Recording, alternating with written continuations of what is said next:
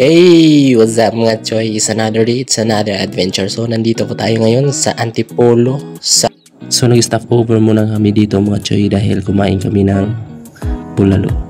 So pagkatapos namin kumain mga choy, dito na kami sa aming spot na pupuntahan. Casa Peregrine na nasa San Mateo, Rizal matatagpuan.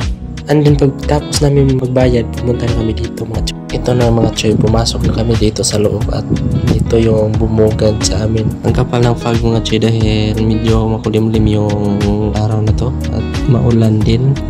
So ayan mga choy, sobrang ganda yung location na to.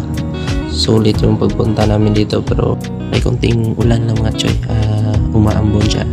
At sana titigil yung ambon niya kasi ito yung titignan sana namin yung overlooking niya na makikita natin yung Sila Madre yata yung kaharap nito at hindi mo akalain na ganito na medyo makulimlim.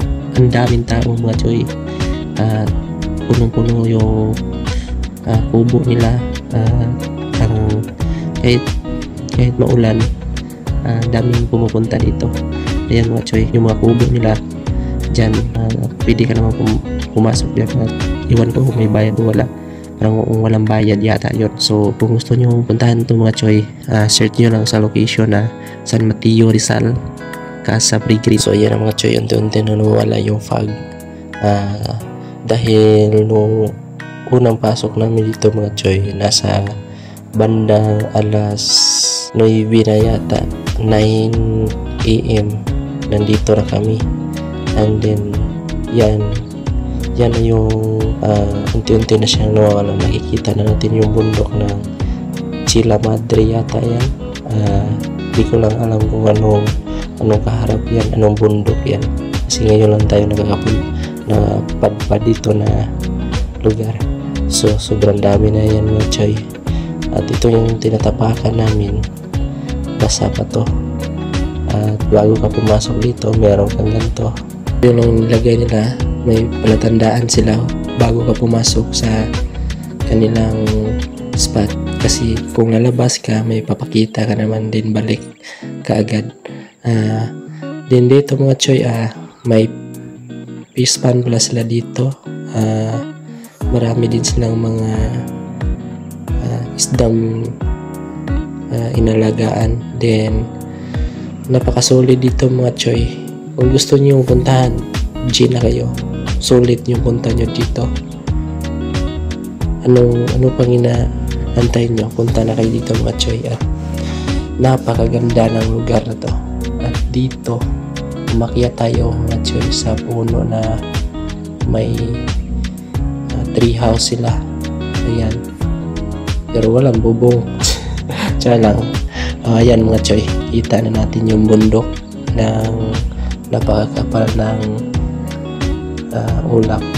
Ayan, unti-unti na yan nawawala mga choy. At yan yung view natin dito, 360. Pero nahihinaya ako sa bundok na nandun, no? Kasi wala na yung mga puno. Unti-unti lang tinatanggal ng mga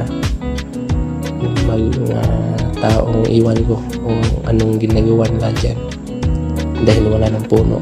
So ayan mga choy, napakaganda dito mga choy. Sulit yung punta mo. At dito nagbayad din kami mga choy. Ito yung entrance nila mga choy, 50 pesos bago ka umakyat sa tulay. Kasi may tulay dito sila na mahaba, katulad ng Cloud9 yata yung tinatawag nila, kasi yung Cloud9 hindi ko pa iyon napuntahan na nasa Antipolo. So ito, try natin kung gaano kaganda, gaano din kahaba yung tulay nila. Ito yung view dito mga choy, solid talaga. So dito aakyat na tayo mga choy. Ito yung tulay nila. So napakahaba nga. Tingnan nyo yung apaka namin mga choy, kung gaano yan kahaba. Sobrang haba talaga mga choy. So isa lang masasabi ko, ano pag inaantay nyo? Arat na, let's get it on.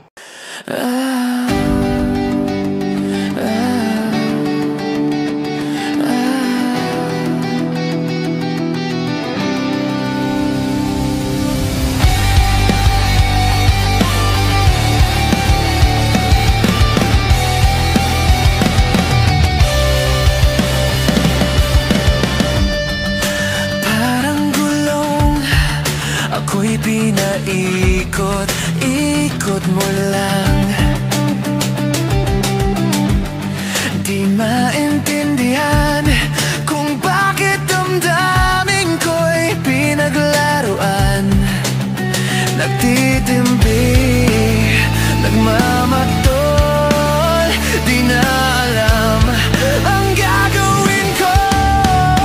Nababaliw na ako sa iyo. Ako'y litong-lito, naloloka, nahihibang sa kaisip sa'yo.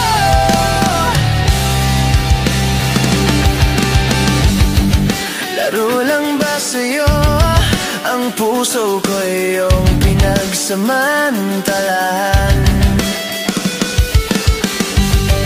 Sadyang walang sasay, ako yung